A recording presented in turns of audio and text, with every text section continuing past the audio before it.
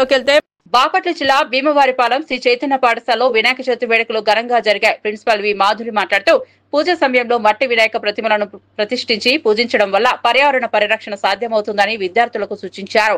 ఈ సందర్భంగా విద్యార్థులు సాంస్కృతిక కార్యక్రమాల్లో పాల్గొని తమ ప్రతిభను ప్రదర్శించారు. గెలుపొందిన వారికి బహుమతులు ప్రదానం చేశారు. కార్యక్రమంలో ప్రిన్సిపల్ మాధురి, డీన్ అజయ్, అనూష ఝాన్సీతో పాటు పలువురు ఉపాధ్యాయులు పాల్గొన్నారు.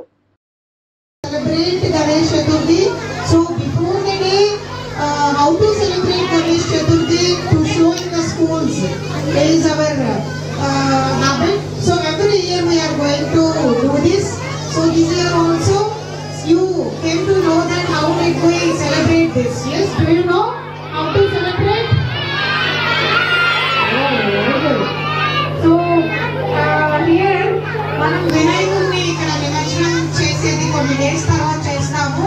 ఫస్ట్ రేపైతే వినాయక చతుర్థి సెలబ్రేట్ చేసుకుంటాం. పిల్లలు ఎక్కువ సెలబ్రేట్ చేసుకుంటారు, పార్టిసిపేట్ చేస్తారు. అండ్ స్టోరీ వింటాము. Do you know the story of Vinayaka? ఎవరైనా ఒక స్టోరీ చెప్తారా?